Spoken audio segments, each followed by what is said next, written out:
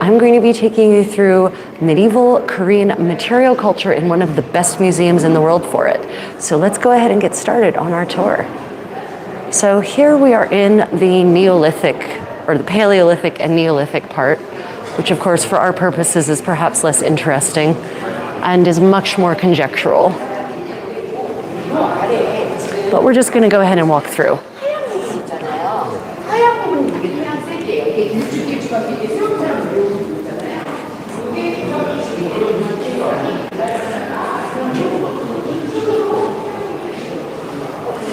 Of course, there have been humans here for a very long time, and they've got plenty of evidence of that.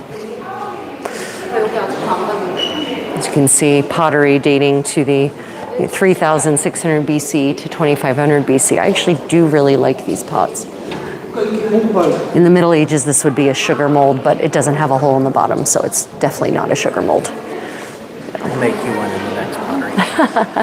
Yeah, that's true. You could make me a medieval sugar mold. They're really trying to bring things to life here in Korean general at museums, so it's definitely not the old school style of museum display. And so what they're showing you here are the different layers as they've excavated down, the way in which archaeologists encounter things, and then of course overlaying a live display over top of that. Because, apparently people can't watch anything anymore unless it moves, says the person who makes video content. I love this net. Yeah, so the net is not original, right? But the rocks are. So the archaeologists guess that these were net rocks because of the way that there's wear and tear on the top and bottom of these otherwise flatly hewn rock pieces. So it's conjectural, but it seems sensibly conjectural. And apparently they also worked with obsidian here. For those who don't know, obsidian flakes super sharp, like razor sharp, which is why Mesoamerican peoples had obsidian swords, which, ouch. Pottery that's been exposed to fire, that's been cooked in. This is almost all from the Seoul area, and each city in Korea has its own, each major city has its own national museum, generally with finds that are local to that city. Seoul is no different. A shell mask, they think. Of course, they're going to assume it's for ceremonial purposes. No one ever just assumes that people like to party. Here we have a reconstruction of what a Bronze Age village may have looked like. I'm always impressed by their ability to reconstruct rooftops from post holes. Oh yeah, we're already to the Bronze Age. Yeah, we are.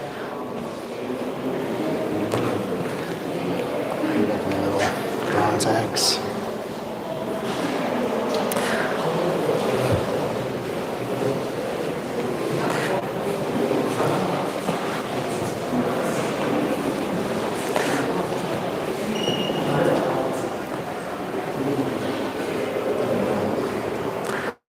Here they show, this is my favorite part, where they actually show a reconstruction of the pieces in the way in which they may have been used, so you can actually get an idea of how these tools worked in real life. Which is living history, that's what it's all about for me. And this is all redone. This isn't the way this was the last time I was here. No, Updated and upgraded. Shovels. Shell. Stone hose.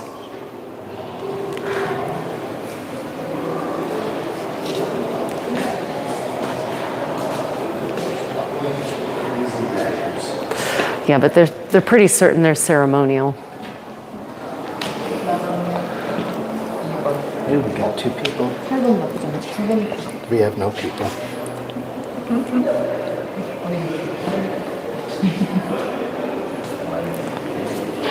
So apparently stone daggers in the Korean Peninsula are only found in large dwellings and in specific burials. They're not ubiquitous. And so they expect that they were ceremonial and there was something particularly special about it, specifically these ones here. As always, was it a symbol of authority? Did it indicate someone who was a ruler. Beautifully crafted, though. I mean, wow. Yeah, the craftsmanship is really elegant. And the jade, so this, back here we can see one of the earlier forms of chamber tomb burials and how these daggers were found in situ relative to the body. And we already start to see the jade kamas, which look like little embryos. And so there's some theories that they're a symbol of fertility and prosperity and plenty. Unfortunately, there's apparently no texts from these eras that actually tell us what the original creators thought they were for. Okay. Getting up into what kind of counts as ancient Korea still, but for us is early medieval Korea. Yeah, trying to figure out what the layout here is.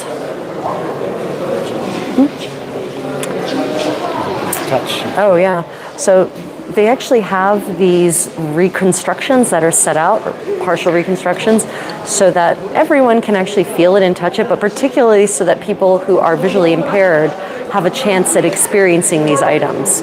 This is pretty increasingly common practice in Korea, and I think it's pretty splendid.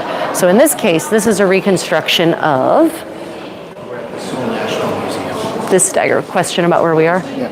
We are at the Seoul National Museum. This is one of this possibly the biggest museum in Korea.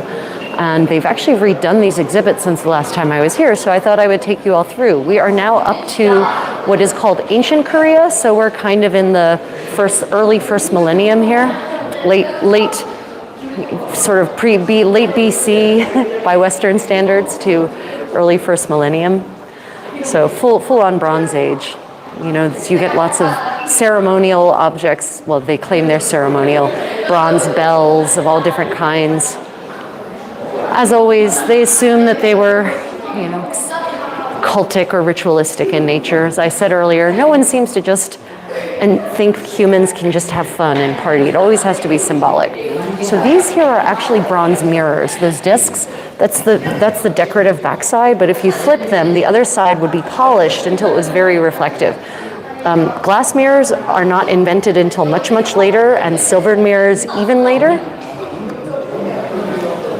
But if you polish metal and keep it polished, you can get a decent look at yourself anyway. Early cash. These are ingots, right? Yeah. Knife shape. You call these knife-shaped coins, yeah. So these here, and we don't really. Those are pictures. I guess those are. No, those are the original. You're right. Wow, that almost looks like a picture. Yeah. So these knife-shaped coins.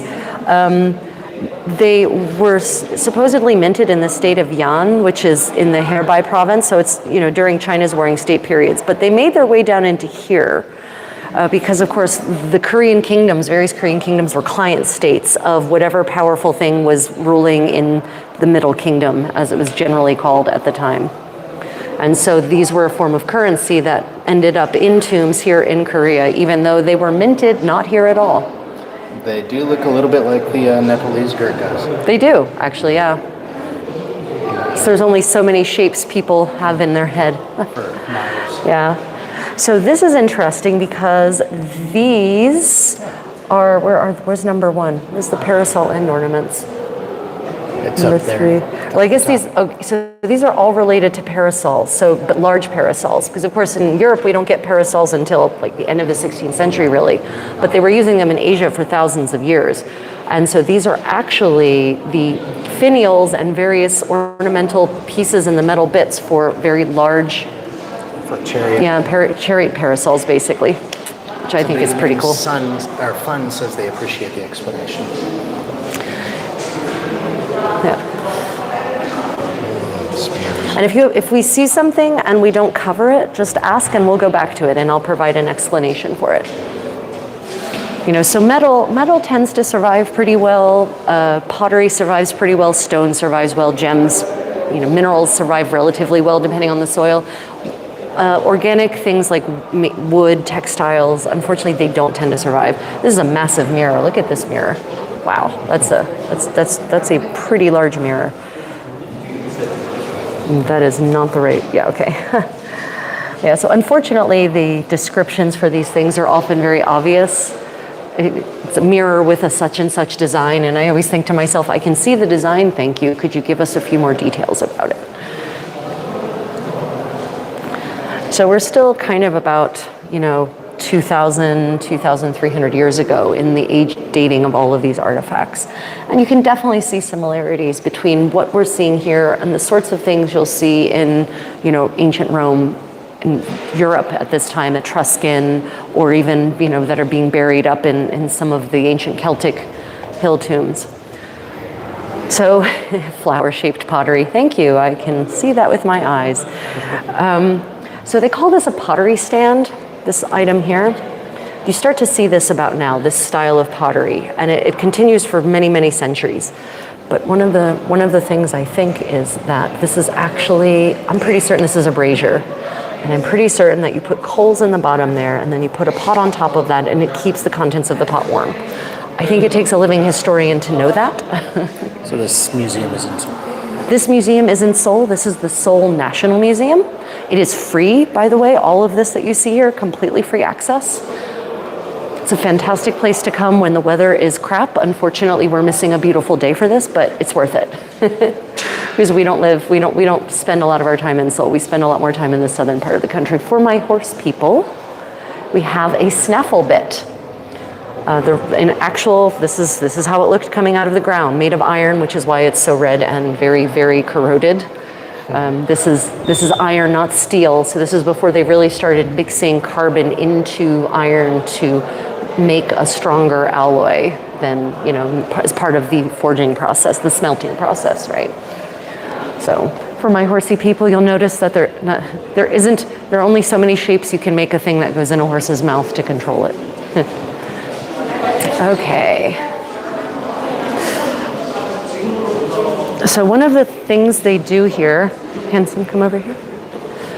So one of the things they do in Korean museums, which I really love, is when they have a burial in the museums, they try to show you the situation, the position in which the objects were found in the burial relative to the person who was entombed there. Because that also tells you how archaeologists sometimes guess what objects were, right? And so this tomb dates to the, tomb 9. Apparently they think it dates to about 2,000 years ago.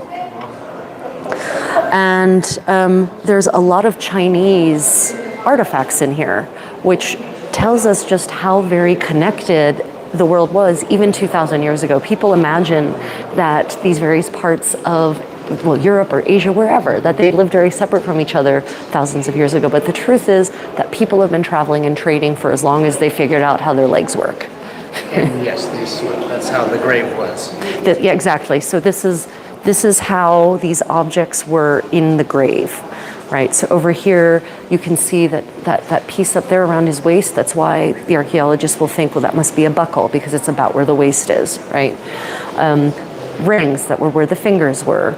And then, these other buckles here, I'm going to assume that they probably assume that's for some sort of sword. That was probably, maybe that sword, maybe a sword sheath, or a piece of a belt that was hanging down, right?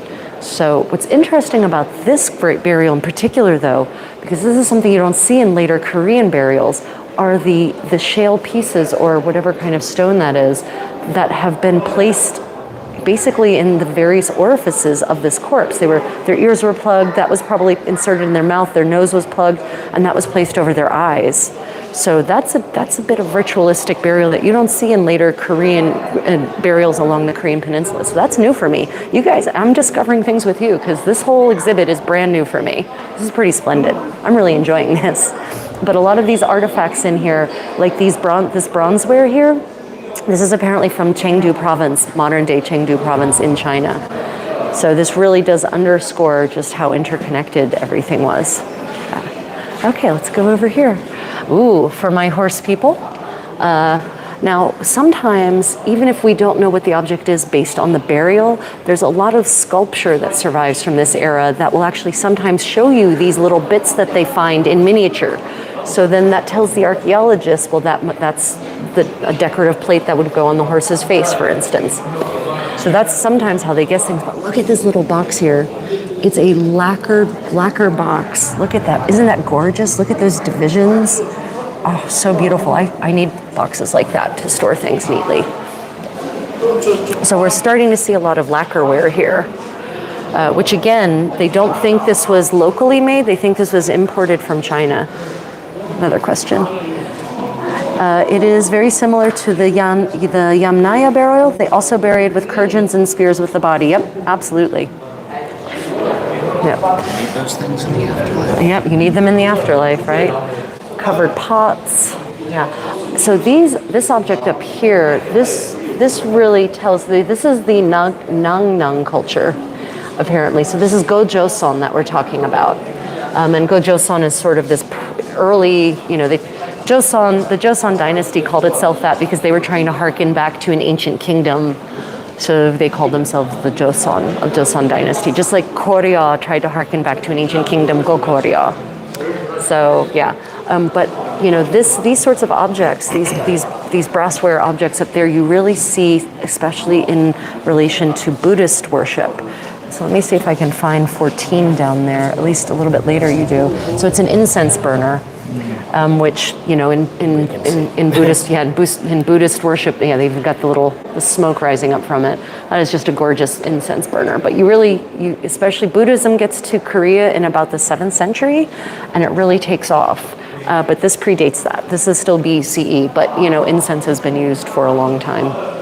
Say hi to everybody. Hello, everyone. Welcome to Seoul National Museum. Thank you for joining us today.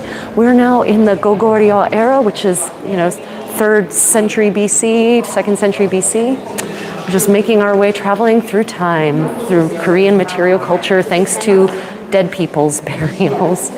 Okay, so here we have the implements. Yeah, we've got implements for writing. And again, this is dating 1st century BC.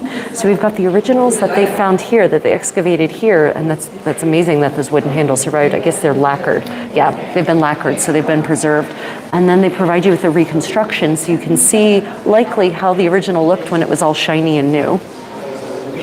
What religion were they following before Buddhism? So there was a sort of animist worship of various deities and spirits, and that actually continued in tandem with Buddhism once Buddhism reached here. They just sort of Buddhified everything. Buddha was the head of the entire pantheon, so to say, but even still there was a lot of shamanistic worship. Yeah. Let me see. Oh wow, yeah, look at that. Yeah, Yayoi pottery. That is definitely new for me. Oh, that's gorgeous. Gyeongsang-namdo. Oh wow. Okay, so this is from down where we often spend our time in Daegu, because that's Gyeongsang-do. Yeah, so Changwon. That's actually very close to Daegu. Yeah, that's fascinating, especially the method of tying the lid on to the bottom part for interesting technique. But it's like a huge champagne glass. Yeah, the most giant hand for scale. So yeah, it's big. It's definitely big.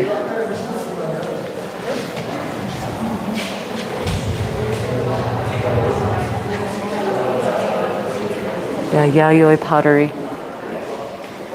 Yeah, so apparently a lot of the Yayoi pottery, the stuff we've been seeing, is a result from connections with Japan in this era. Japan as was, which obviously was definitely not called anything like that. It wasn't even called Nippon in this era. Right. Wa was Japan. Wa, right. In this time? In the first time. Oh, look at the lid on this one. Oh yeah, that's beautiful. So these dishes, these covered dishes up here, those are just, for putting delicacies. Now we find these in graves, but I really cannot believe that they were not also using these in daily life and then including them in a grave when it, came down to it. That is an example of the stove, right? Right, yeah. But this might be a votive form of a stove, although they don't say, to be included in the grave, so that in the afterlife you have your kitchen with you, of course. Where did the 7 go? 7. Oh, there it is. Nope. Yeah, it was amazing.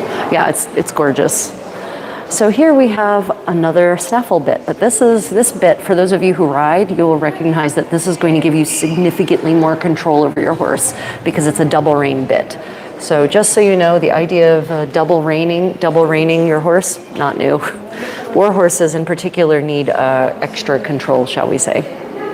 Of course, in this era, the heavenly horses from China were what everyone was seeking after, because the kind of horse that was here in Korea was much smaller, right? So you start to see about in this era also this is just iron ore ingots, right? They call them flat iron axes, but you find them in mass in graves, and it's basically conspicuous consumption. You're literally burying all this wealth because iron was very, very, very valuable in this era, almost as valuable as gold. And so you're literally burying all this wealth with these aristocrats and these kings. Ooh, display on the refining process. Here's another see and touch, so you can actually see the mold, a reconstruction of the mold with the smelted metal in it, and then the result after it comes out. And literally, they put a hand here so that you know, touch it. And again, this is they've got a whole explanation in Braille. I don't know, I'm assuming it's probably Korean Braille. And the whole idea is that even people who are visually impaired can still experience these objects for themselves. So here we've got, I wonder if it's... I don't think it's touchscreen. I think it just plays. Oh. Okay, so here they show the process of rock being, way too happily cut away. And then the ore is crushed into smaller pieces. The rock, they say high quality ore, but first you have to actually smelt it to figure that out actually. Selected ore is heated.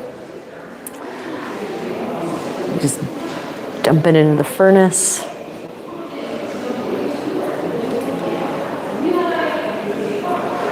So according to this, charcoal was used as the fuel so that you have this continuous and even high heat.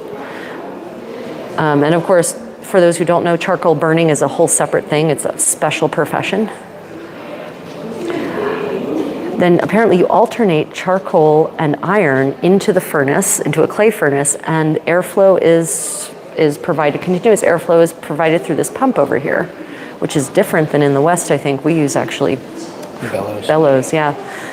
Impurities have a lower melting point than the iron, so they melt away first, and the iron that flows outside and the remaining inside the furnace is collected, like that.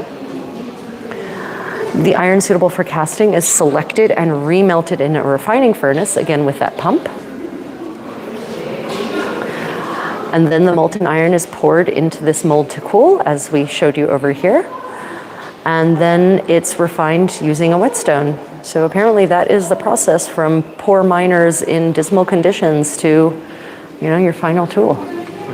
Yeah. This is really fascinating. Yeah, they've completely redone this, which is splendid. Ooh. Yeah, look at this. Okay, so this is a display on making a log coffin using either an original or a replica of an original as they found it. Right, so this dates to, this is pretty early because this is definitely, You said we could have done a video of just that. right? Just the Irish. Yeah, I might go back and record it and share that. You're not wrong. Okay, so we're talking 1st century BCE. And so this is how people were being buried in this time. This sort of predates the wooden chamber. It's almost like the proto-wooden chamber tomb, I guess. And it's interesting how there's these giant holes for rope to hold it all together. Now it says a separate pit was dug beneath where the deceased waist was located. For that reason the pit is called a yogang, which means waist. And the bamboo basket with various objects, including precious items such as valuable weapons and a bronze mirror, were placed within the pit. So you can see that there in the center beneath the... There, yes, that's the basket. That would be underneath where the waist of the individual would basically be placed ultimately above it. Now, what is that? That is an interesting looking object right there, 10. Let me go there. That's pretty sophisticated looking. What are you, 10? Lidded lacquerware. Okay, thank you. That's brilliant. I kind of guessed that. Okay, so this beautiful wooden object there is lacquerware apparently, and that lid should fit on top of it, but unfortunately they're not really telling us what was stored inside of it. But apparently, I think it was food. yeah, so here we go. It says the remains of chestnuts and persimmons, two of the tricolored fruits traditionally placed as offering during rituals, were identified in the grave. The persimmons have been placed in a fine lacquerware vessel, while the chestnuts were likely used in rituals honoring the dead. It's recorded that chestnuts as large as pears grew in the lands of Samhan, suggesting that they were one of the widely known specialties of Samhan, which is the area where this is found. And I'm trying to remember exactly where Samhan was at the time. Wow, that's pretty fascinating. Oh, so this is down by the Daegu area. That's pretty interesting. Yeah, I get fascinated by, and oh, did you sow them the chestnuts? These are the chestnuts I found. Okay. For my jewelry lovers, so we've got some different kinds of pieces here. So again, we've got these bronze mirrors, which some people think were used for application of cosmetics. And you know, it's polished on one side. It's very strange. They always show you the pretty side, but they never actually show you the practical side, the business end of the mirror, actually. Oh yeah, so some of these have come up from Gyeongju, actually. These have been taken from Gyeongju, which is interesting. That's probably because Gyeongju has so much. They can share.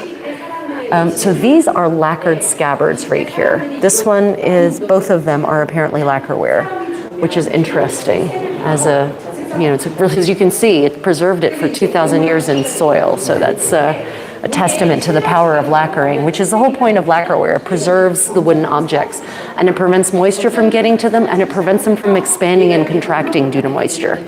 So we have something to address. Okay. You're dressed in Korean top and Western modern. Yes, I am. This is a jaggery made of mochi, which is nettle cloth. And it's kind of a modern version with a historical accent. Don't get me into what happened when I commissioned this to be made and they didn't make exactly what I wanted. Anyway, this is just a Western dress. So I like to combine Western and Korean. No medieval European today. No medieval European today, sorry everyone. Today is Korea. And I'm sorry I didn't bring my historical hanbok with me for this tour, but yeah, look at these, wow. That's pretty splendid. It doesn't say what it is in English. I have to learn what the word for rock crystal is in Korean. Yeah, beautiful. And now we're to the famous duck-shaped. Yes, the duck-shaped pottery, everyone. So this is one of my most ancient K-pop groups were probably. yeah, right. So, welcome to one of my pet peeves of the naming of things and the lack of explanation. So there are lots of these duck-shaped vessels found in graves starting in about, the turn of from BCE to ACE, and they just call them duck-shaped vessels, but they don't even begin to surmise what they may have been used for. At least they didn't used to. Let me see if maybe they finally provided any kind of explanation. Let me see. In ancient times, birds were considered to be sacred beings that brought well-being and abundance to villages by bringing grain. I guess because they literally bring seeds and sprinkle them around. They were also perceived as mediators between the heavens, earth, and water, connecting all things. The bronze ritual artifact with bird decoration reflects people's perception of birds as sacred beings. Well, that's more than they used to say. Probably not a piss pot. That would be probably not if it's a sacred object. But yeah, I do wish they would See how provide just intricate this. yeah, so this tiny little bronze ritual artifact with bird design, which again, like that. this is how it looks when you make it actually blow it up. I mean, talk about the detail on that tiny little thing. Yeah, well, that's a lot more than they used to say about the bird-shaped objects, right? Yeah, that's more information than we've had in 11 years of visiting these museums. Right, so the Samhan apparently performed ritual sacrifices, and I'm pretty certain they've sacrificed people also. This was probably the same people who were doing human sacrifices. Yeah, but there's no mention of that here. We have visited a royal grave, and I have a video about that where the king was buried with 40 of his closest friends and servants. Yeah. But apparently these are oracle bones. You know, this is all part of that animist, shamanistic ritual practices and beliefs that coincided and coexisted alongside every other religion that's ever come to the Korean Peninsula, whether it's Buddhism or Neo-Confucianism. No one ever stopped. Even in North Korea, where religion has been like banned, they still practice it. I've already walked. Ooh. Oh, handsome, look at the little tiny sieves. Look at the little tiny sieves. So they call this is miniature pottery for funerary offerings, but look, those are actually miniature versions of sieves. I just love finding practical kitchen equipment, even if it's dollhouse sized. Look, ladle and cooking pot. Yeah. Sadly, fun, no tequila here.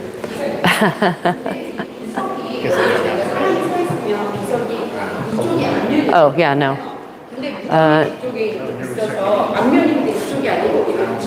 Right. Yeah. So we're starting to get into the gold, the era of gold, where you get a lot of ritual objects that are accessories that are made out of either gilt bronze or pure gold.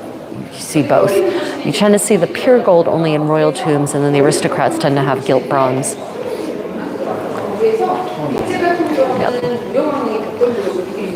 Yep.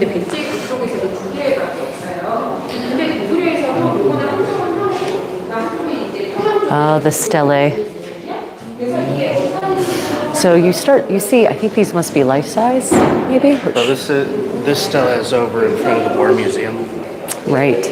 From the 5th century. Right.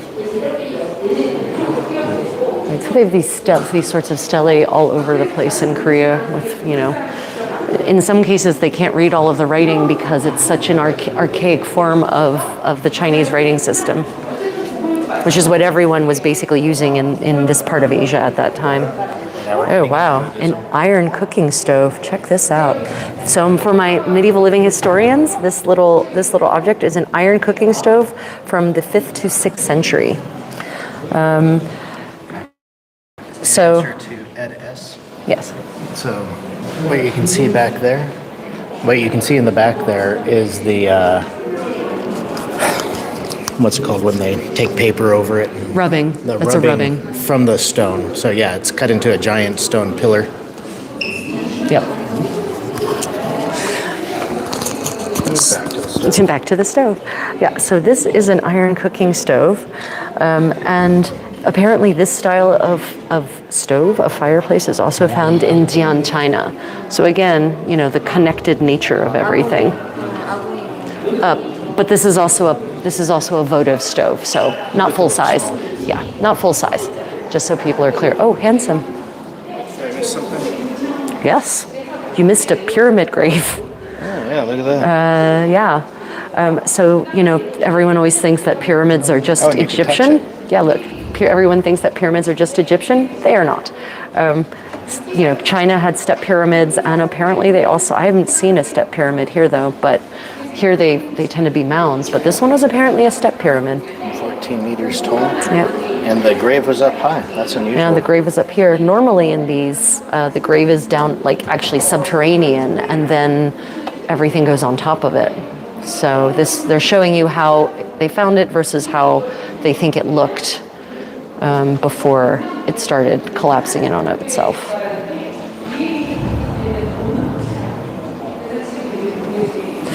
Yeah. Always fascinating.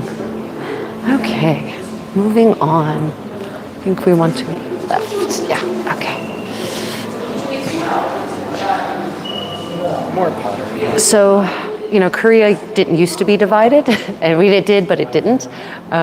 So the capital has at various times actually been in Pyongyang. And apparently these objects date from that era. Yeah. Interesting to find. Mesh bag shaped iron. They assume it was a type of horse decoration featuring a flagpole support. However, it is different in shape from the flagpole support horse decorations found in Silla and Gaya tombs. Apparently, they haven't found anything else like this anywhere, so they don't know what it was. At least they admit that. That's nice. It's honest. So here, you can see the wall painting, right? So there are murals in caves. Not many have survived, but there are a few. Most of them, unfortunately, are now in North Korea, and so they're not really accessible. But a lot of those murals actually help us identify the purpose of some of these objects.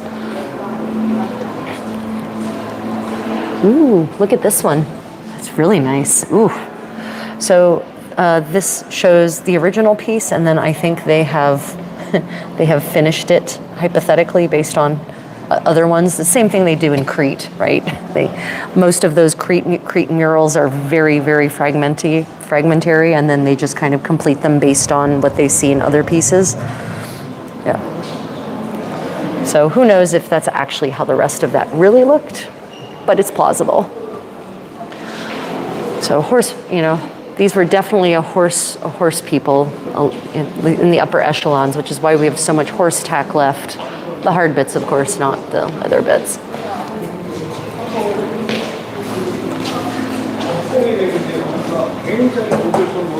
Armor. Hansen, armor. So for my bellicose, or those interested in the arts of war, this is lamellar armor from, this looks like the 5th to 6th century. Yeah, 5th to 6th century. And again, this is actually from the Seoul area. This is Gyeonggi-do, where this was found. It obviously did not go into the grave as a pile of plates like this. And so again, they rely on murals like these to kind of help them determine how this armor actually went together. And this is how it looked in the grave. So they've identified it here. I think this is the different, I think they're identifying where they think it went on the body based on, kind of pile. This pile went on this part of the body. Excellent. Everyone likes to look at gold things. Okay. Right, so this is a gilt bronze standing Buddha, and it's been inscribed with the 7th Yongga year, which is how they used to, years actually got names, and I haven't actually looked into that, what that means, but we hear that a lot, actually. So this dates to the late 6th century, and so even though I think Buddhism wasn't officially established here until the 7th century, it had already started making inroads. And by officially established, I mean when it received royal patronage. From Nightcrawler, man, I love archaeology and ancient history. Yeah, it's great, right? So fascinating. Oh, more gold. Okay. Right, so we're now in Goguryeo, and you're going to start seeing a lot of similarities in motifs, and it's just going to get sort of more complex, but it won't be terrible, it won't be a lot of difference. So they call these earrings, but I'm not really certain if they were worn the way we think of earrings, because they don't, there seems to be a gap, but I really don't think that's big enough to put into your ear or on your ear. I suspect they might have been put on some kind of string or ribbon and hung over the ears, or more likely, I think, suspended from a coronet of some kind, or some sort of headband. Right? So they call them earrings, but it might not be the way we think of as earrings. Yeah, they are absolutely. They're pretty big. Right. So this is a beautiful bronze bowl. Oh, look at that. And it was apparently found in 1946, and it dates to they date it pretty specifically to 415 AD, which that strikes me as an interestingly specific date. Probably from the inscription. Yeah, so this is the inscription in archaic Chinese characters, and I recognize the characters for gate on that. To say we're in the National Museum of Korea again. Yeah, we are in the National Museum of Seoul, sometimes referred to on signs as the National Museum of Korea. And we're now in the ancient Korean history section. That's a beautiful jar. I could store a lot of things in that jar. Not the British Museum. Okay, ooh, immersive gallery. This is great. So remember I talked about those murals? Well, here we go.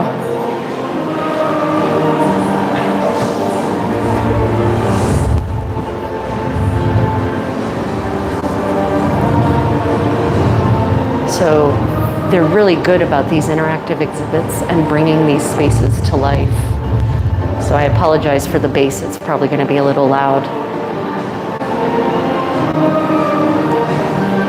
So this is the inside of one of the tombs. Aren't those dragons gorgeous? Ah, so beautiful. Oh, look at that one. That looks like it could come out of a medieval bestiary. That's a turtle. That's a turtle, by the way, everyone.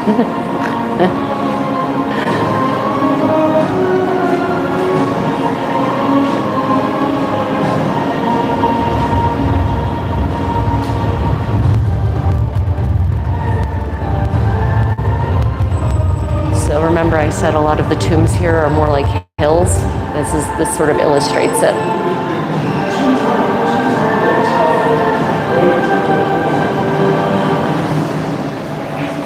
Now, unfortunately, I don't remember which tomb this is, but it should restart here in a moment, hopefully. And if you're enjoying this, don't forget to hit that thumbs up, everyone. Yeah, dragon turtle, yeah. I wonder what inspired cultures around the world to depict dragons. You know, there's a theory that it was the dinosaur bones that everyone kept finding. I did read that theory. And so they all kind of came up with an animal that fit those bones.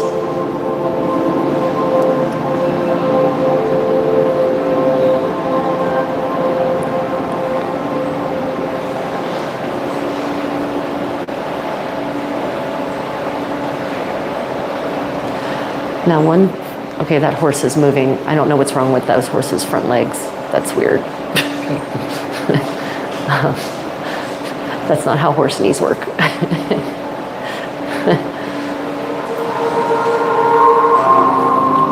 One thing I will say for these animations, they tend to be pretty accurate with the clothing, which is nice.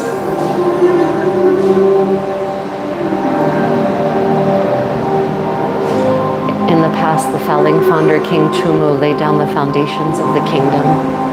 So we're origin myth here. The origin story. You know, if you go far enough back, myth and history really do blend. I'm the son of the heavenly emperor. My mother is the daughter of Habik. Set reeds and turtles afloat. Unfortunately, I missed the rest.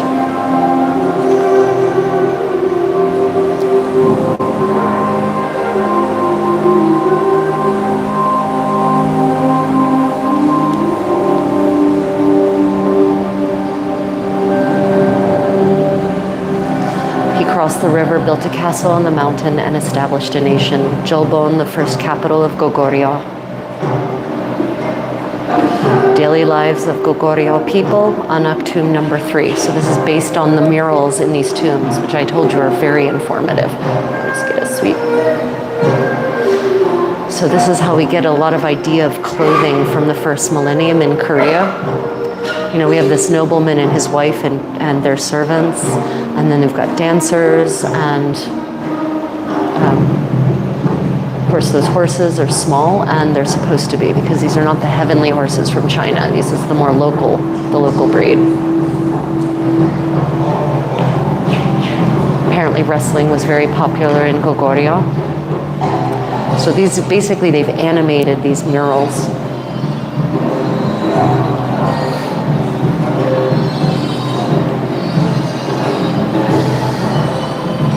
This is still from Anak tomb number 3.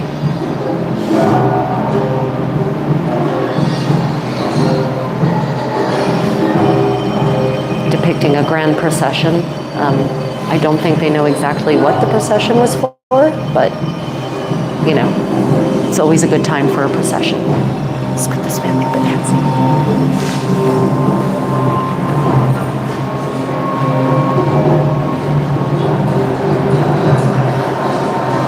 You can see the armor for both horse and rider. Very extensive covering.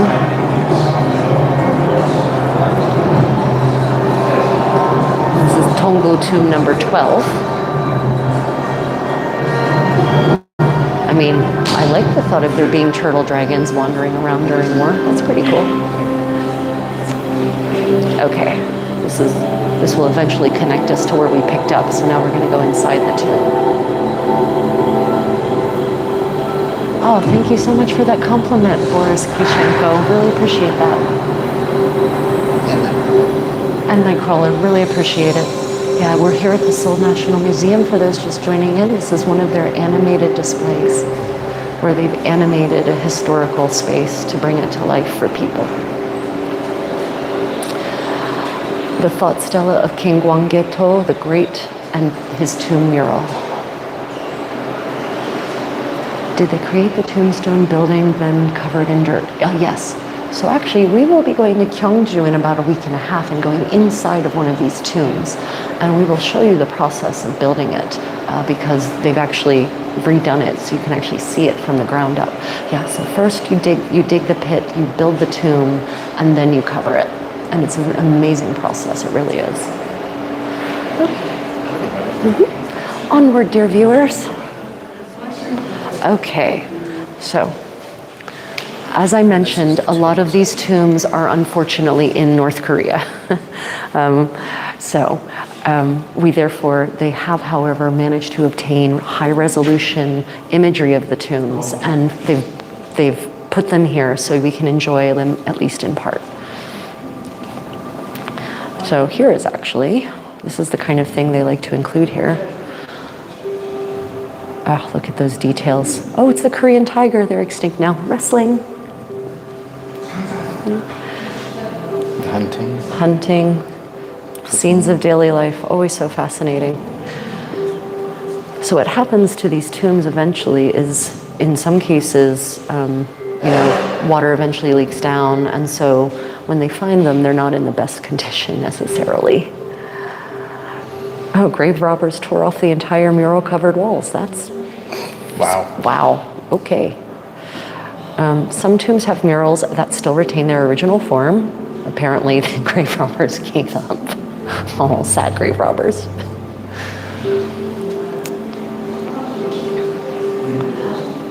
So the question is, how was it possible that later ones survived? So apparently the later ones were made from a single piece of granite that was carefully smoothed out. So there's no need to plaster the walls, and the wall itself became the canvas. So you can't just detach a piece and take it with you. Interesting. So the tombs were also covered better and deeper, and therefore they prevented them from being looted. The Goguryeo painters, who once depicted everyday life, began to paint the realm of the gods. So this is where you start to get these mythical creatures instead of the more prosaic. I kind of miss, can't we have both? Can't we have prosaic and mythical? But these are pretty awesome paintings. So if you want to know what ancient fantasy painting is like in Korea, here it is. These are fantasy painters. See this on the side of a van? Yeah, I want to see this on the side of a van, yeah. Shall we show them the full size? Yeah, so let's go and look at basically the high definition prints of these. So you can get it, I think these are life size actually. Yeah. Yeah, so this is life size. So I will put myself here for scale. Okay, so you can get an idea of just how spectacular this will be inside of this tomb, right? These are just some gorgeous, gorgeous creatures. Okay, so this is the image of the blue dragon, the guardian of the East. So remember, in the Chinese pantheon, in the sort of the East Asian pantheon, you have 4 guardians, one of each direction. The blue dragon is the guardian of the East. The dragon rules over water and presides over the birth of all life. So apparently this is the natural depiction of a dragon. And so he's descending from the heavens and with its left foot heading towards the tomb chamber entrance.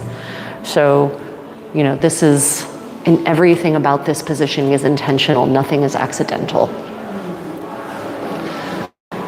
Wow, that is just so gorgeous. This is the roof. Yeah, this is the ceiling. So if you were to crane your neck and look back, this is what you would see staring on top of you, basically. Just wow, look at the detail on that. Ah, it's so beautiful. Okay, so yeah. So this is not a dragon. This is a tiger. And this is the white tiger, the guardian of the West. Yeah.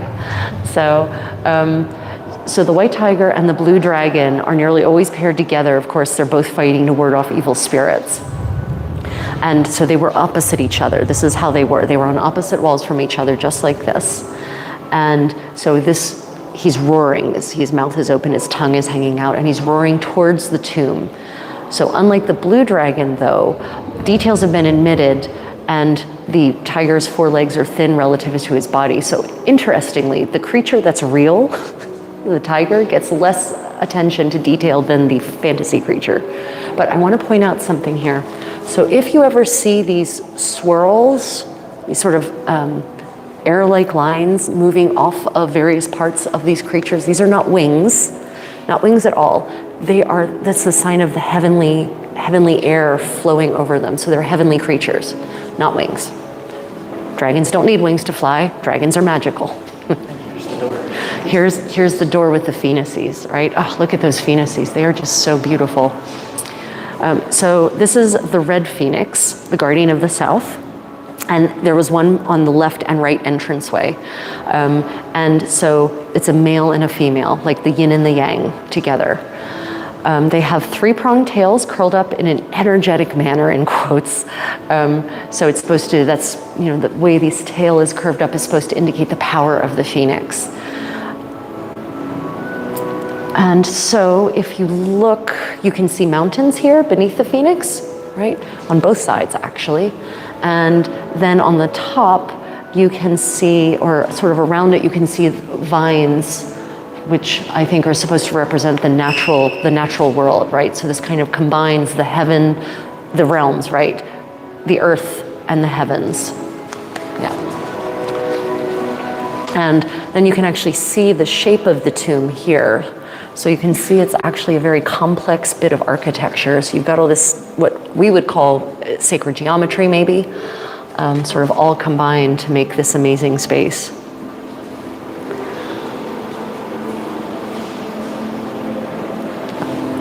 Okay, onward.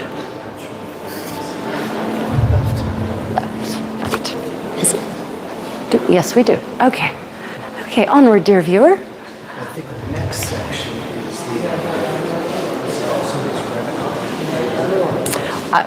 I don't know anymore. They've completely redone this thing. Yeah. Remember, dear viewer, if there's anything we pass by and you want to see it in more detail, let us know. Also, please hit that thumbs up if you're enjoying, and don't forget to subscribe. Okay, so we are getting into Paekje. So there was this period of Korean history called the Three Kingdoms period, and we're now entering that. Paekje was one of these kingdoms. the Checo says hi. Hello, welcome. Thank you for joining us today. So again, I mentioned earlier the horses were very much a part of this culture. They were, still very much not nomadic, but they were a horse-mounted people. So we've got lots of gear, lots of bits have survived from that, but also, some of the most beautiful jewelry survives from this era. And if I recall correctly, those are glass. Yes. So here's the thing. Those are glass. The blue necklaces are glass. And to us, that doesn't seem like much. But glass blowing is not local to here at all. Lampwork, not a thing. So these represent an import, a culture of import. These represent the interconnectivity of ancient Asia, and actually of Eurasia, as we might see on a map later on, hopefully. But yeah, so blue glass, not local, and therefore no doubt a luxury item. Korea is enormous. I didn't expect them to be so much into horses. Yeah, it's funny because now very, very few people in Korea can afford to ride a horse. Well, not just that, but he was talking about it being so mountainous. Oh yeah, no, that's true. But the Mongols had no problem riding their horses down here and burning everything to the ground. Right. So like I mentioned earlier, that the later we get, the more gold we're going to be finding, and this is what I mean. Now this isn't solid gold; it's actually gilt bronze. You can see that, gilt brass. Actually, I'm not certain which it is. Some of these, sometimes it's reconstructions and sometimes it's not. So those are not reconstructions, the two decorative bits. And I think those are supposed to go onto your coronet as part of your splendid regalia. Which is what that is. Yeah. Right? So here we've got this, they're showing these as they found them in the grave, in the chamber tomb that had collapsed. So things weren't necessarily in the best condition. But this is how it looked when they pulled it out of the earth. So not as splendid as it went into the earth, but we'll show you a reconstruction here shortly.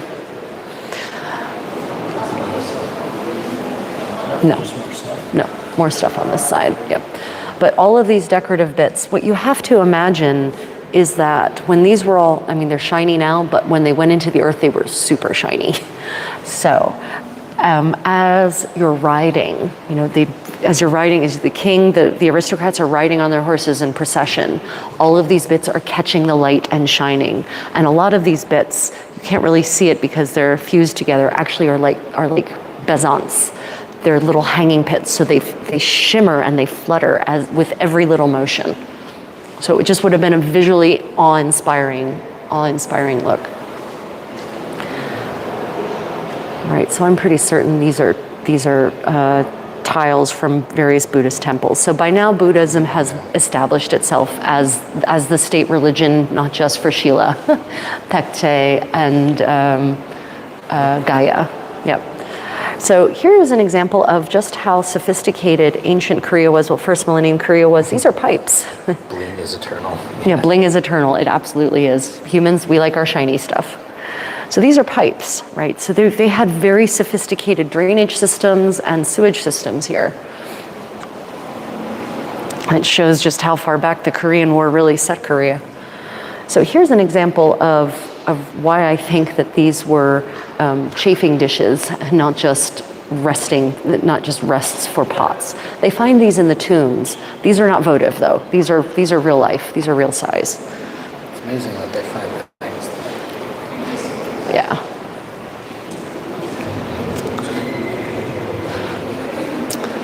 Okay. These beautiful pieces of pottery are ridge tiles on the roof, right? Finials, that's what I'm looking. Thank you. Ridge finials on the roof. So this would be found on palaces and on, I'm not certain where they found this one specifically. It shows it right here on the top where it would have been. Yeah, so you can see, That would have been the roof ridge. right, the roof ridge here. And so this shows you how big these are and how big that roof must have been, that this was the finial that went on top of the roof. Okay, now they find literally, so pottery is so prolifically found in Korea from this era that you can literally go to antique stores and buy original archaeological pieces from the 5th century for a couple of $100. They just, Who's an expert said yes. yes, we had an expert go and confirm at this particular antique store near where we're staying right now that, yeah, those are original grave finds. And she said it's because there's so many pieces that they're not, supply and demand, they're apparently not overly valuable. Oh, and there is, look at that, that is a sieve back there. Now, of course, they're not going to tell us for what it is. I'm going to wonder if that was maybe for the making of doenjang. Yeah, probably for making of, separating the soy sauce out from the doenjang, probably for making the soy paste. Oh no, are they closing? No, I don't think so. It's 4 o'clock, they shouldn't be closing this early. Oh, okay, good, okay. So, If we want to get to the medieval stuff, yeah, we may have to. we may have to push on, yeah. Yeah, we might have to skip some of this ancient stuff, but we definitely want to get to, okay.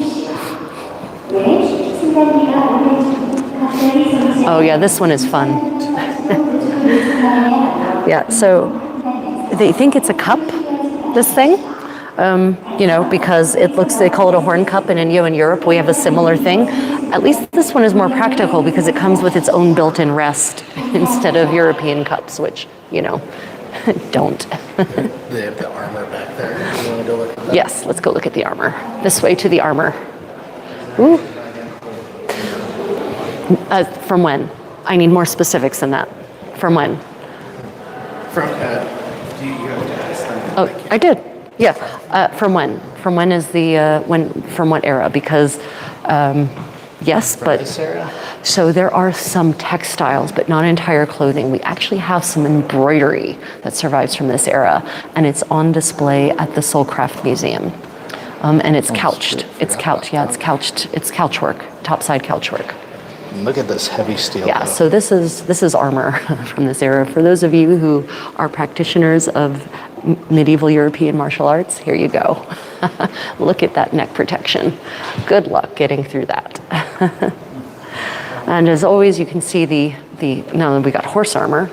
So, and all kinds of bits, and those are stirrups. By the way, stirrups didn't get to Europe until the 8th or 9th century. So before that, Romans and etc. rode without stirrups, just so you know. It's kind of like the Pharyngean helm. Yeah, it is. Yeah, the Phrygian. Pharyngean. Yeah. And the head is only so many shapes. Yeah, then there's with only so many kinds of weapons, and they all kind of have a similar effect depending on their shape. Yeah, those are arrowheads. Oof. It's okay. We understood what you meant, sir. We did. So we understood what you meant, no problem. So here you can see these various bits that they found and how they went onto the horse. And again, they're basing that based on what they see in the murals and what they see on the little statues that they find in these tombs. We could actually buy one of these statues. Yeah, we could buy one. This statue is actually one of the ones that we could buy for about $350. It's about this. It's about this big, though. Yeah, it's this big. It's not that big, but yeah. But you can imagine how awesome it must have been to have this banner just flying out from behind your horse as you go galloping to kill someone. State-of-the-art horse tech, indeed. Yes, indeed. State of the art horse tack, indeed. So here is the inside of the tomb. You can see as after excavation.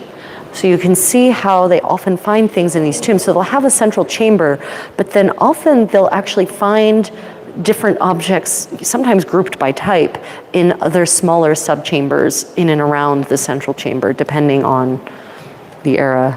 Yeah. And that's why there's so much pottery. Yep, that's why there's so much pottery, because you just bury it all. Yeah, as we walk by, if you see any pieces in particular you would like us to discuss, let us know, but we'd like to get to the medieval stuff. You want to get closer, maybe? I don't know. Now my phone is being weird. Hold on a minute, I just realized. What? Oh, okay, all messages. I already did that. Okay. I'm good at my job. You are good at your job, it's true. And these are so fun. Like the little sandal cup is just fantastic. So that's a straw sandal. Basically, it's an overshoe. And it's not even an overshoe. Like, people wore that instead of shoes, especially poor people, which is interesting that it's part of an aristocrat's tomb. Here we start getting into more of the gold and the coronets. Now, this looks like to Gaya. Let me check here. Gaya, okay, yeah, it's Gaya. I'm so good. So these are Gaya coronets, and they're pretty certain that it wasn't just royalty, but aristocrats that wore them as well. And here you can start to see, if you go around to the front, or more a little bit side, so you can see the dangly bits. You can see the bezants that are suspended from the coronet, this fascinating tiny gold work. And I actually do have a short video showing how this kind of coronet is made with the actual reconstruction process. I wonder how many people miss these lovely beads. Yeah, and look at all these beautiful necklaces on the back. So here's not just glass anymore. We've got a combination of different kinds of stones, right? In addition to glass, which would be expensive, and rock crystal. And that might actually be white jade or clear jade. Number 16. Yeah, that might be clear jade. It is jade. So for those who don't know, jade, yes, is typically green, but it comes in a bunch of other shades, including clear and white. Yeah, now we're into the Silla dynasty. Okay, so we are now in the city of the Kingdom of Gold, Kumsang, as was.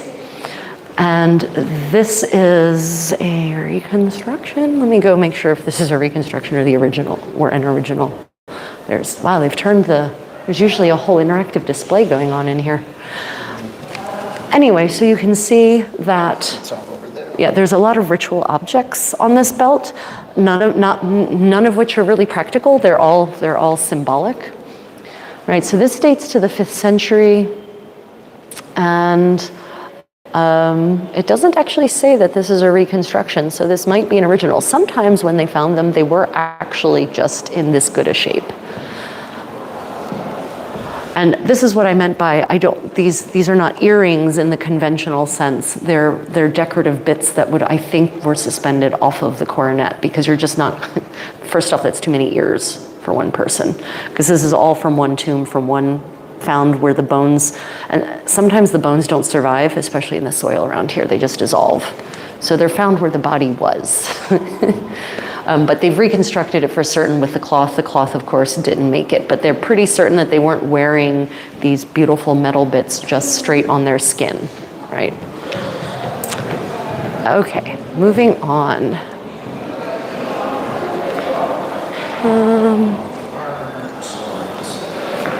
Yeah, more decorative bits. More duck-shaped pottery. For those who missed our mini lecture on ducks, ducks were apparently considered a sacred bird because they brought plenty by literally bringing seeds with them and plopping them down. So that's the theory as to why there are so many duck-shaped vessels. No, we don't think they were a urinal. Someone asked that earlier. Let me just get that out of the way again. And all of these swords that have not survived as, you know, they've done pretty well for being iron instead of steel. Okay. So I kept mentioning the horse statues that give us an idea about how things, which things were and where they went. So it's statues like this to which I'm specifically referring, because there are lots of, they literally find the life-size versions of all of the little metal bits that are depicted here. Oh, look what we've got. Okay. So I keep harping on the interconnectivity of the ancient and medieval world. And I would like, for your consideration, Exhibit A, ancient Roman glassware that they found in tombs here in modern day Korea. Swans are the mean ones. Swans are the mean ones. Yeah, swans are definitely the meanest. They're very mean. Ducks are nice and cute. Swans are evil. Right, so these were found in tombs from the 5th century. There's nothing to say that's when they came here, though. They could have come here a long time ago, because I've seen ancient Roman glassware in Rome and Germany even that looks exactly like these. Aren't that stunning? Oh, I would love a vessel like that one right there. That would be really beautiful. But this is relatively common for royal tombs here. They always find this sort of stuff here. So this just really shows you just how, because there was no glass blowing in this part of the world. That's all what they call Western Asia on the map, AKA the Eastern Roman Empire. About the construction or design of what?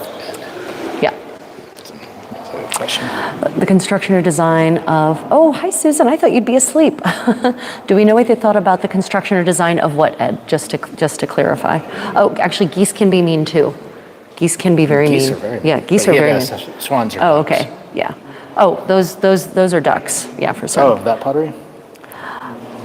Oh, the Roman? Oh, the Roman glassware? You mean here? This is blown glass.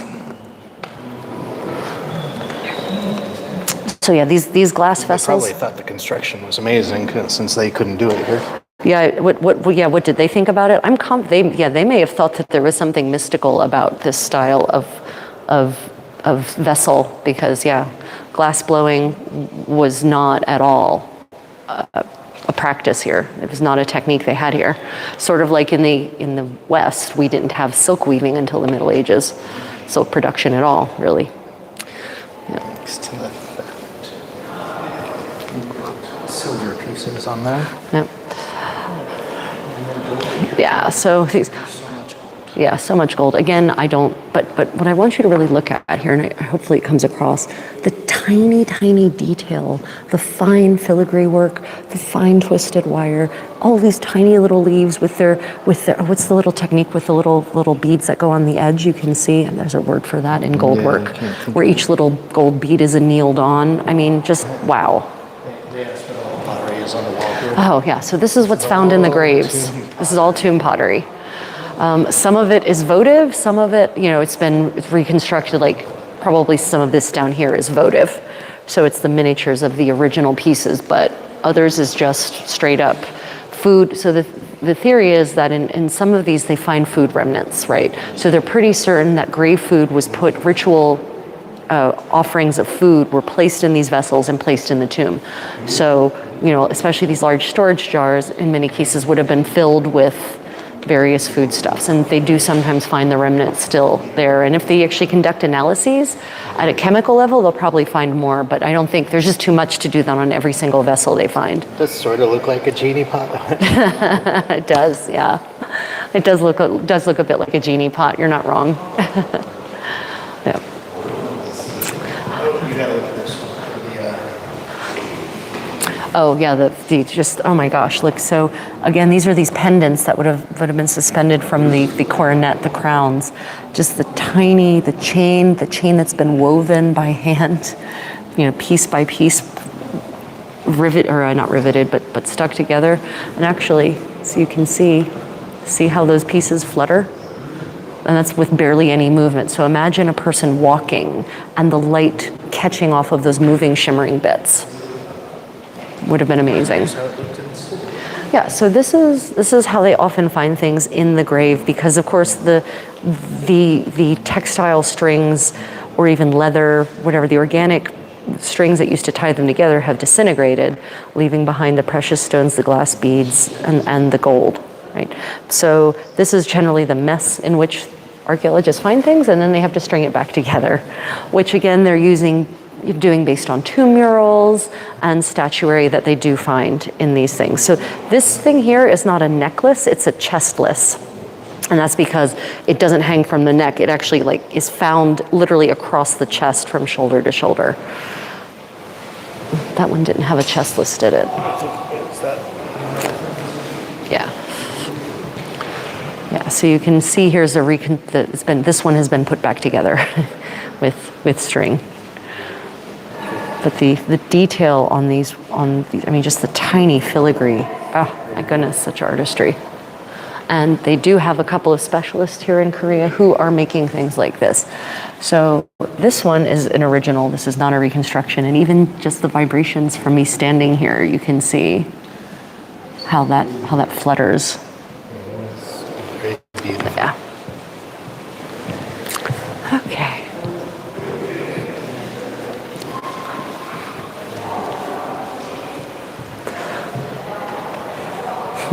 Little votive boats. Oh, there's a thing happening back here. Ooh, I can press a button. Ha-ha. Okay, let's see what I can do. Yeah, do you have any requests on an item about which you might like to learn more? We've got all sorts of items. Apparently we can pick one. Let's go with the pretty pendants. Or maybe I just get to like it. I don't know. Okay, there we go. Okay. It's got 1,550 likes. Wow, apparently we can now. Apparently ancient artifacts in museums have Instagram pages. I haven't seen Wow, those look, no, I before. haven't either. Look at those. Wow, those are pretty amazing. Is this too meta? We're putting video of video. Yeah, video of video. Okay, let's move on. I thought it would be a video where it would show the construction of it, but apparently not. This museum's gone social media crazy. Oh, yeah. So here you can see a gilt bronze crown.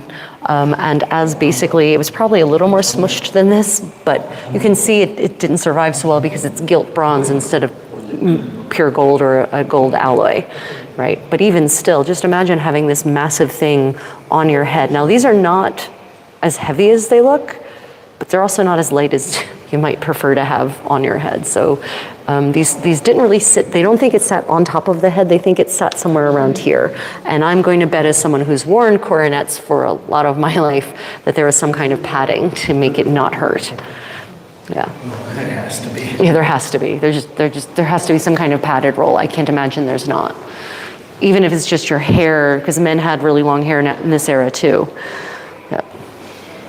Okay, finials, lots and lots of finials for the end of the tiled roofs.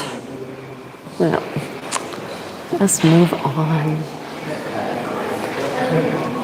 Yeah, padded coif, for certain. Okay.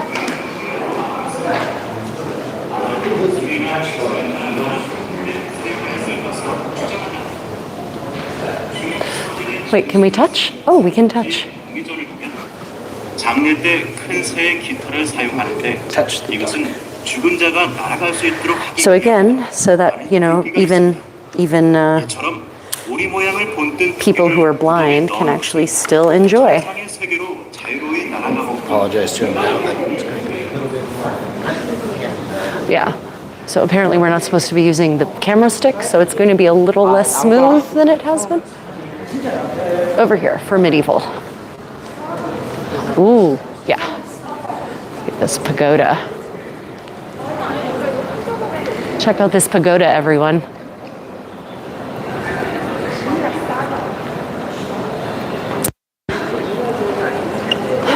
Okay, so we're about to jump era a little bit. This, oh my God, this thing is magnificent. So this 10-story pagoda was built in 1348. And so this is up to the Goryeo era. And it's, so you can see you've got some influence from Yuan China and the Tang dynasty also, and Buddhist influences, of course, because it is a Buddhist temple. Apparently it was stolen and taken to Japan in 1907, but it got returned in 1918. So that's pretty amazing. So pagodas, for those who don't know, are are a ritual object, are the storage of objects of ritual significance to Buddhism. So usually either Buddhist relics, for example, like the ashes of Buddha, or votive offerings. And we actually often find medieval Korean clothing inside of these that is perfectly preserved. Guess who's on? Irish medieval history. Oh, hey Philip, welcome to Seoul.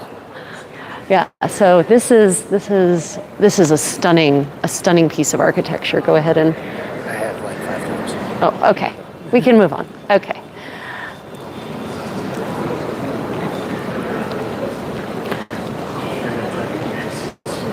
Yeah, sorry, we were told we can't use the stick. No, we'll get to Unified Chile in Gyeongju. Let's skip up to Goryeo or Joseon. Okay, let's see where we are now.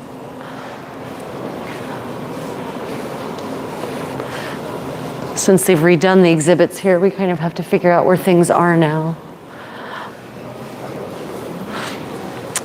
So actually, this might be useful to show people so they can get a visual. So this is what most people think of as Korea now, down here. Actually, more like that. And this is what is the modern day North Korea kind of goes up to here. But back then, the kind of Korean-speaking sphere of influence was actually much, much more into what would be Manchuria and actually parts of Russia now. So this gives you an idea of the kind of geography we're talking about for some of these exhibits. Yeah. So those years are kind of weird because, this doesn't align at all, but that's okay. Different set of years, I guess. Okay. So moving into Goryeo. So the Silla dynasty comes to an end in the first millennium, in the 10th century. And they're replaced by the Goryeo dynasty, which sets up shop actually near Pyongyang. And so the Goryeo era is known for its celadon pottery, of course, and I just love these pieces. This is so gorgeous. So a lot of these are incised, and that's a very specific technique. So it's not just that they're painted and glazed. Those patterns are actually incised into the clay and then glazed in multiple layers to create that effect. I mean, look at this. Now, a lot of things you might identify as teapots weren't necessarily teapots. They often drank alcohol and spirits out of vessels that looked like that. And here we've got, I just love these celadon boxes. Now, what's interesting is look at that lid. See the gold in that lid? That is kintsugi. So it's what Japanese call kintsugi, and I forget what the Korean term for that is.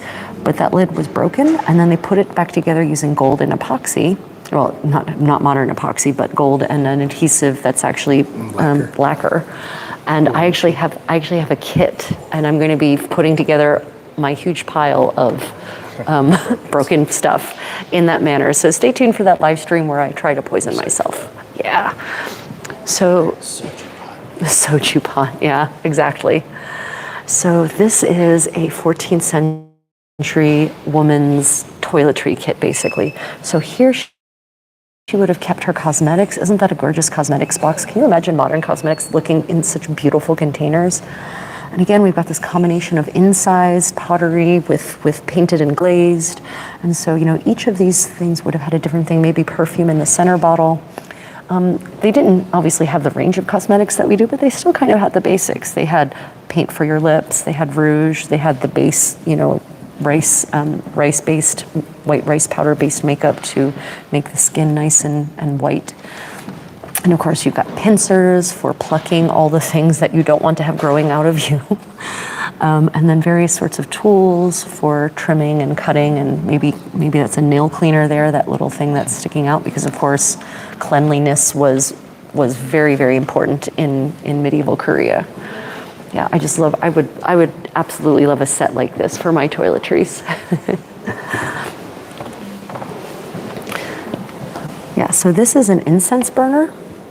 And during the Goryeo era, Buddhism is still very much the religion, the state religion, and it's the religion of choice.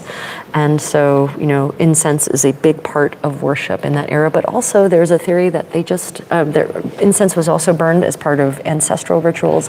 It was also burned if you were sick. Do we know anything about dental tools they had? Just curious. Yeah, I've read some things about, no, I don't know about dentistry as in dental work. I do know that they did some things to their teeth that were not very salubrious. They had a powder that they would, and it was made out of, I don't remember what the powder was made of, with which they would so-called polish their teeth, which would certainly get rid of anything bad on your teeth, but also eventually got rid of the enamel. Yeah, so apparently this is a ewer made in the Song dynasty, and a ewer is a vessel that is literally for pouring water. And the idea is that if you don't have running water, then actually you will wash your hands over a recipient like that, and someone will pour the water over top of them for you. Definitely doesn't sound. No, it was not. The dental work was absolutely not comfy. So you can see these the kind of filigree work. I know, just gorgeous. So yeah, they call these, here we have ornamental hairpins. Aren't those beautiful? Look at that, just so delicate. Now, these are all hairpins, and actually some of these are for men. These are not all for women. These are top knot pins here. These are for men. Remember I said that men in this era have long hair? So they wore their hair combed up neatly into a top knot, and it was pinned this way. Now, as some of you know, Asian, in general, people in Asia tend to grow thicker and more plentiful hair than we in the West. So, if I tried to use a hairpin like this one, could you come back here? If I tried to use a hairpin like this one on my hair, it would literally fall out because my hair isn't thick enough to support it, sadly. I would still not say no to having a hairpin like this. And then these beautiful pieces here were ornamental pieces that were inserted into the hair. Doesn't that look like it could be modern? It's so beautiful. Yeah, so these are all ways of ornamenting.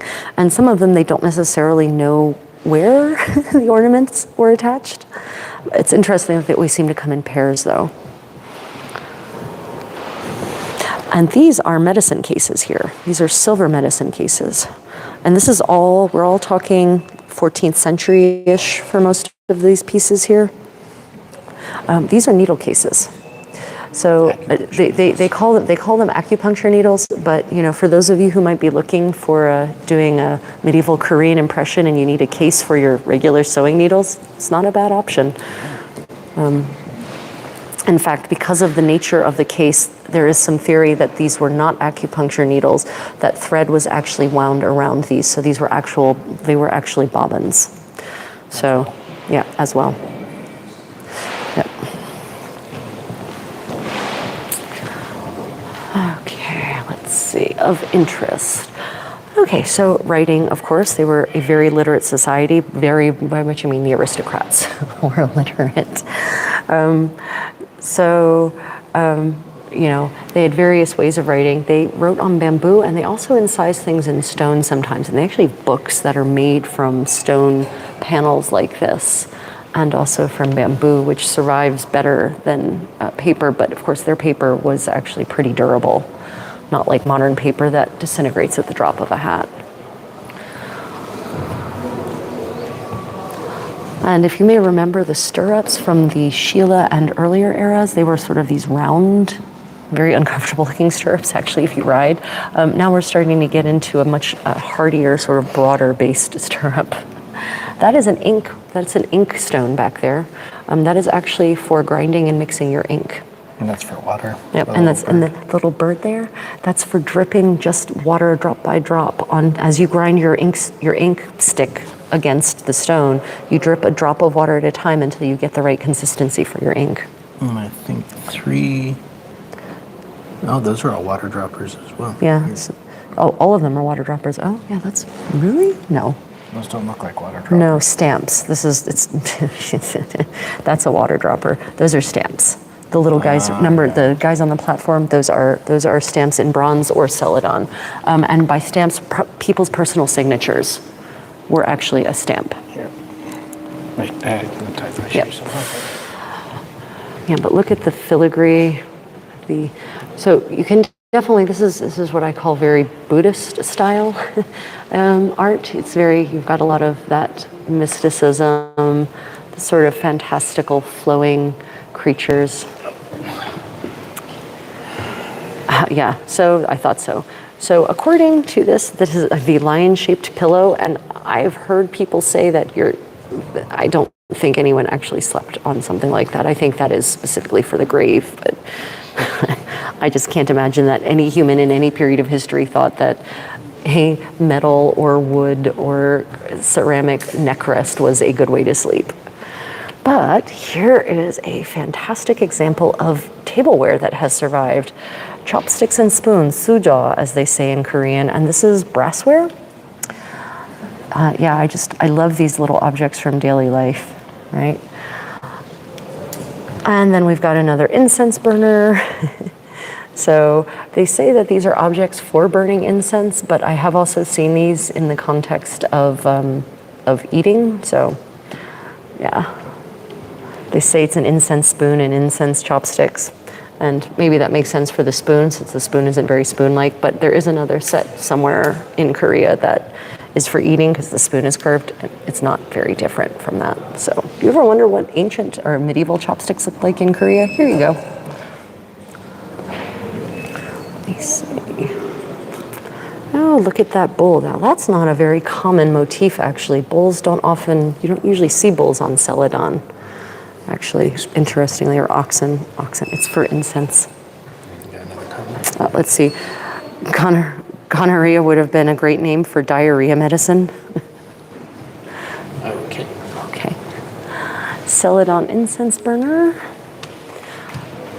Yeah. I have to say, I absolutely love celadon. So that is a cup, that delicate thing there is a cup, and it's on a stand. Goryeo was very much a tea culture still, because tea is also bound up in Buddhism, and it's during the Joseon era, tea loses prevalence in favor of wine because they try to move away from Buddhism, and so they try to move away from all of the things that are related to Buddhism.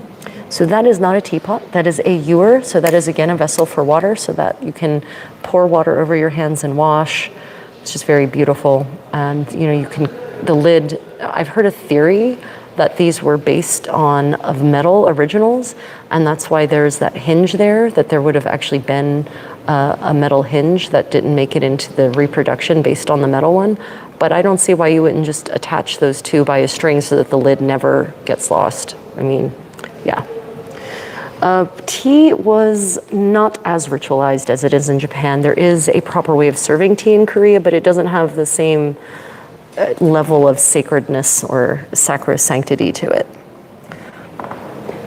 So now the Buddhism may have had a specific tea ceremony, and I can't actually speak to that because I haven't heard anything about that in Korea. But yeah, I love that little jar. A plum bottle, which who knows what purpose it actually served. Yeah.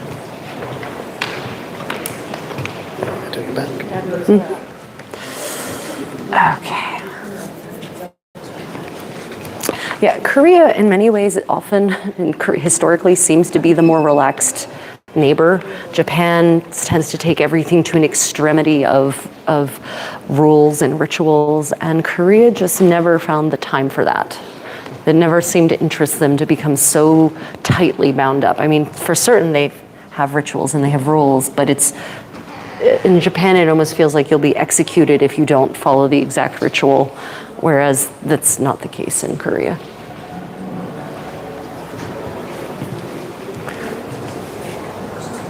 Yeah, so this is a brazier, and for those who don't know, a brazier is a way either to bring heat to a room, or you can use it, to cook or heat up items. And so, what they say about this specifically, nothing about the brazier. But supposedly this whole exhibit, this part of this little exhibit here, this miniature part, is about women in Goryeo. So in Goryeo, women and men were much more equal, like almost perfectly equal. Women could own property, women didn't have to marry. When women married, they didn't become the property of their husband's family. In fact, in Goryeo, when people got married, the husband went to live with the wife's family. So that entirely flips in the Joseon dynasty. Oh, that's not display. Those are original charcoal pieces that they excavated from the 12th century. Oh, wow. I thought those were display. So everyone, you are looking at 12th century charcoal right there. They call it coal dust. It's not dust. It's basically possibly petrified at this point, but yeah. So yeah, they've put 12th century coal in a 11th to 12th century brazier. Good for them. So again, we've got all these little toiletry, these objects for primping and preening. Number 5 is an ear scoop, for those of you who are familiar with the medieval version, so is 4 actually. They didn't have Q-tips, so to clean their ears of wax, they had all 4, 5, and 6 are all versions of ear scoops. They're actually pretty effective. You just have to be more, like with Q-tips, you should be careful about how you use them and how deeply you excavate, as it were. Yeah. And here we've got hairpins, and interestingly, 2 remnants of combs right there. So you can see those are wooden combs, and it's interesting because wood doesn't often survive. So it's really interesting that it has here. And then again, you've got actually, so they have these hairpins here under the women's hair, but then they call them top knot pins. If they're top knot pins, they're probably not for women. But you could also use those for the kinds of hairstyles that women had in Goryeo. And then number 1 back there, those are again little tiny jars for various kinds of salves and ointments and possibly cosmetics. The scissors are very interesting to me because for those of you who do medieval European living history, you should recognize those scissors and those handles. 15th century scissors, if you look in especially depictions of tailors, look almost exactly like that with exactly those finger holds. So, only so many ways you can make a pair of scissors apparently and them still function like scissors. So these are all mirrors. And you can tell these mirrors are starting to get really ornate. But interestingly, we start seeing what modern people consider to be a hand mirror, right? So you actually have a handle, actually have a handle, and then the mirror extends up from it rather than having what might be an awkward little handle on the center back of a round shape. And for those who are joining, remember that there is no silvered glass. Glass mirrors do not exist yet. And so basically you polish the flat side of these mirrors like this, exactly like that. Finally, they show the business side of a mirror. It only took getting to Goryeo before they did that. And what's interesting is they actually have this extant mirror stand. So this suddenly makes it so much easier to deal with these mirrors than having to hold them. Now we've got an extant comb here, but what's interesting is mirror number 9. They say it's an inscription of a comb, but I think what they mean is an impression. I think that it was buried with a comb. The comb rotted away and left that impression. That's what I think. I think that's what they mean. Okay, here we go. So remember I said there was some chopsticks and spoons for eating around here? Here they are. I was uncertain where they'd put them. They've put them over here. So actually 2 and 3 here, or 2, those are extant buckwheats, that's extant grains. I don't know what patty is. Pyopshi. I have no idea what that word means. So buckwheat is apparently on the left, and for those who don't know what buckwheat is, it's No, buckwheat is on the right. Buckwheat is definitely, the thing on the left looks more like some kind of rice. Yeah, buckwheat is definitely on the right. And those are suja, so that's a silver spoon and chopsticks. And they are Goryeo dynasty. It doesn't give a more specific date, but the Goryeo dynasty is basically from like 913 until 1396. Is that when General E leads his revolt? Yeah, so now we're getting into brassware, or now we're getting into bronzeware. And in modern Korea, brassware is absolutely super expensive, and in this era too it was. This is the purview of the extremely wealthy, royalty, and the upper level aristocrats are the only ones who can really afford brassware. But for those of you who are familiar with Korean brassware, you're going to realize that not much has changed. But look at some of these gorgeous spoons. Oh wow, and so I think they must have had that bowl here and must be away on display. So you can see how they found one of the spoons, or a covered bowl actually had a spot for the spoon to go into, probably for serving. I'm going to imagine that it could just be served that way as one piece. Ladles, of course, don't look very different than some of the ladles in my kitchen, in fact, except they're all metal instead of having, plastic or whatever silicone bits about them. Now I'm going to imagine that, of course, these ones with the curves are probably more likely serving spoons. The extreme curves are probably more likely serving spoons, although to have that kind of curve in it, I guess would make it convenient to eat? I don't think so. That would be very strange, I feel like. If anyone has eaten with spoons with this kind of level of ladle-like curvature in them, let me know what that experience was like. Because whereas these ones back here, if you'll notice, there's a contrast between these two spoons. And they don't actually say if one was meant for serving or another. Although those are labels. But these spoons back here, you'll notice they don't have that extreme. They have a little bit of a curvature, but nothing ladle-like. So I feel like that's probably a sign.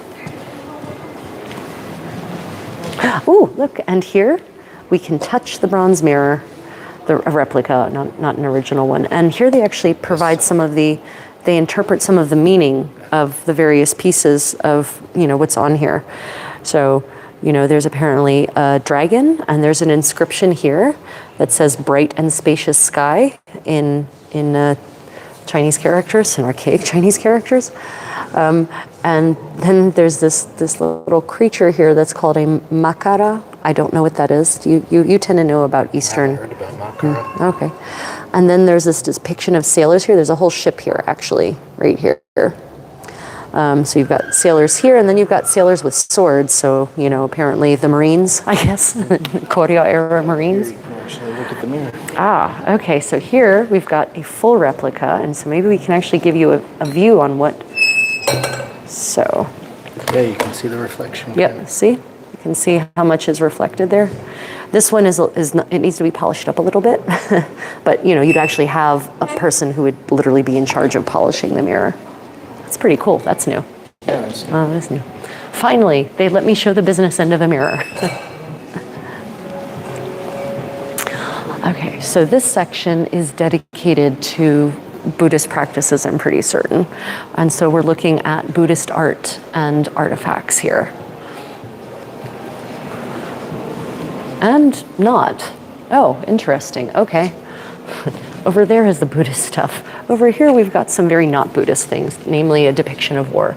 So this is a painting depicting the Japanese battling against the Goryeo Yuan combined forces. So this is 1293, apparently, when this happened.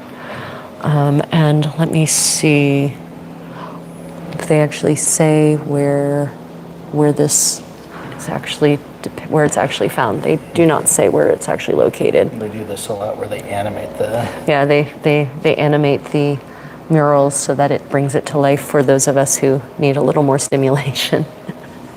Because apparently scrolling it isn't enough. I think it's kind of cool when these things. So this has got to be in Japan somewhere based on that style of art. So this is, I'm pretty certain, the Japanese, their depictions of Goryeo Yuan combined forces, which would explain some of the things that they've done to their faces. And probably also who's depicted as losing, whether or not they actually lost. So over here, we actually have a stamp, a wooden stamp from this era. That's a signature stamp, and that looks like a royal signature stamp. Let me find that number. Yeah, so I was right. The official stamp of the Yuan dynasty, which is China. So that would track with what I was saying. Probably been sent here. Yeah. It's a sign of So apparently Yuan China kept, I mentioned that most of the Korean kingdoms were nearly always a client of whatever dynasty was in power in what is now China in the Middle Kingdom. And the Yuan dynasty, by the way, the Yuan dynasty was the Mongol dynasty. And so calling Yuan China is pretty funny, actually. They were Mongols. And they rode down and they wreaked havoc in Goryeo. They burnt so much to the ground here. And so a lot of the queens of Goryeo were actually Mongol princesses, and a lot of the princesses in Mongol, in the greater Mongol estate at the time were actually Korean, because Korean women were known for their beauty in this era. They were known to be of a particular beauty and were highly sought after, highly coveted in most of Asia, as far as I understand.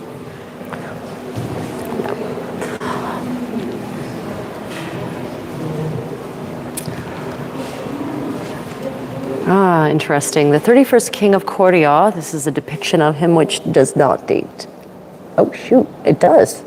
Holy God. This is a replica, but the original painting dates to the 14th century, which shocks me because we don't have a lot of art that survived from then. A lot of this kind of art anyway. So apparently King Gongmin purged the pro-Yuan faction within his country, meaning the pro-Mongol faction. And he actually tried to make Goryeo independent of the Yuan dynasty, which probably did not lead to good things ultimately. But at this point, I think the Yuan dynasty was starting to falter, actually.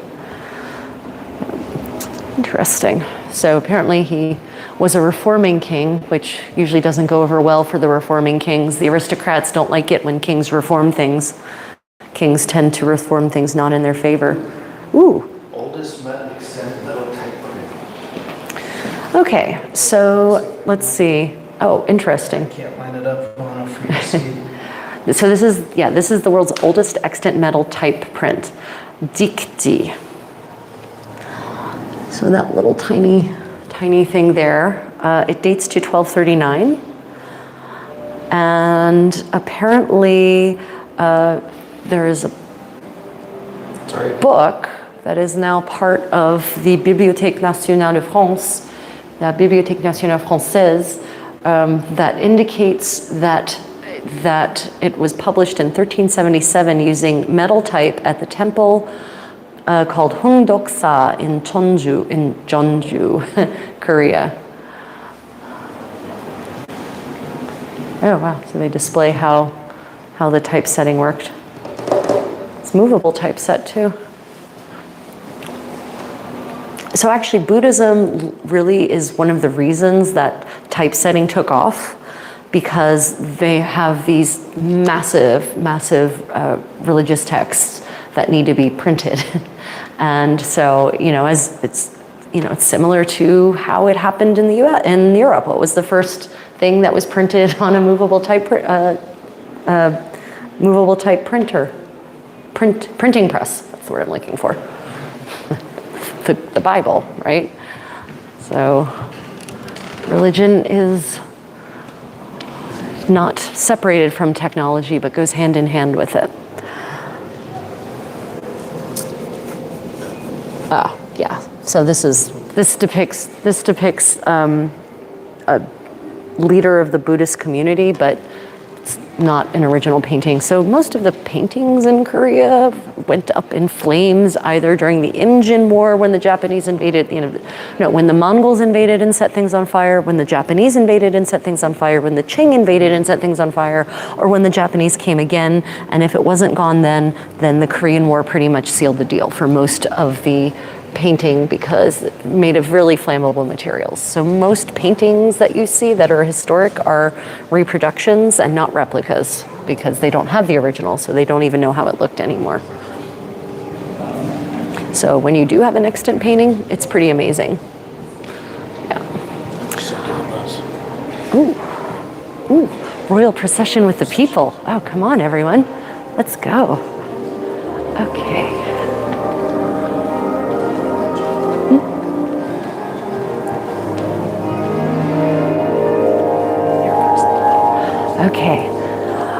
Another 3D digital experience.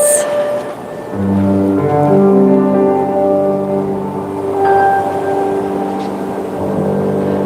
going to sit at the two-person one.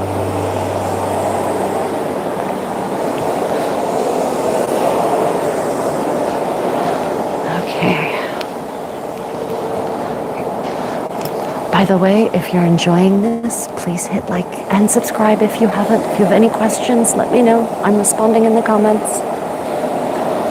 So basically, they've animated a panel in a 3D fashion.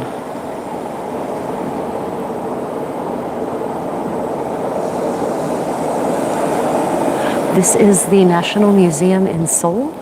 Welcome to Korea. So they're very big on these digital experiences where they animate original art to bring it to life for people. So this is a series of famous artwork by Kim Ha-dong. The album Springtime and the album of the Sea and the Mountains.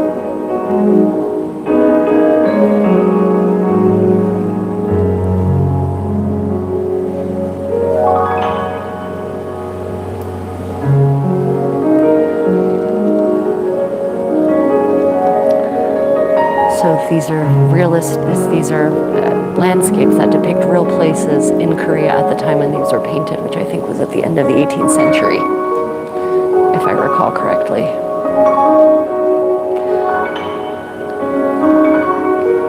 Many of these natural monuments are actually still here.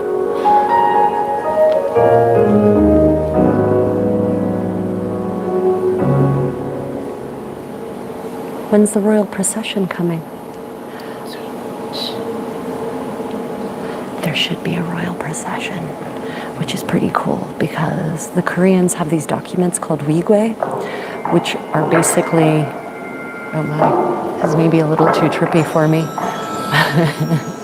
These are apparently spools of embroidery silk thread.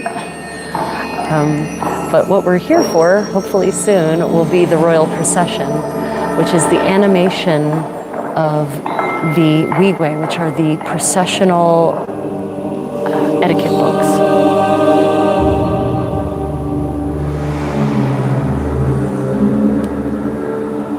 Sort of. This is not a theater. This is the National Museum in Seoul. It's one of their digital 3D experiences.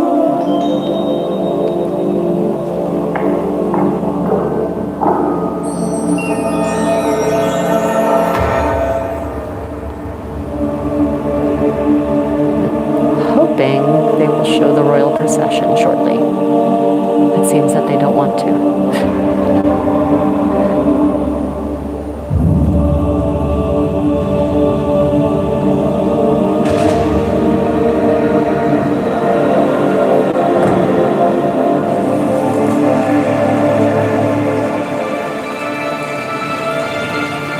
Let's keep it here.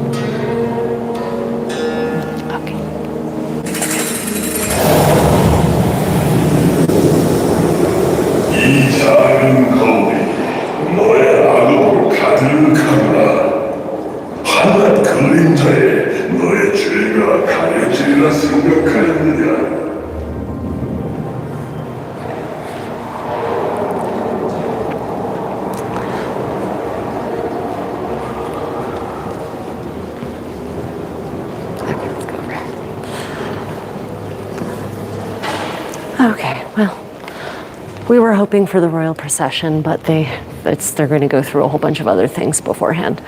Okay, well, that kind of brings us to the end of the medieval section of the exhibit, doesn't it? Yep. I think there's a display out here. Oh, is there? Okay, let's go check out one last thing. It's displayed.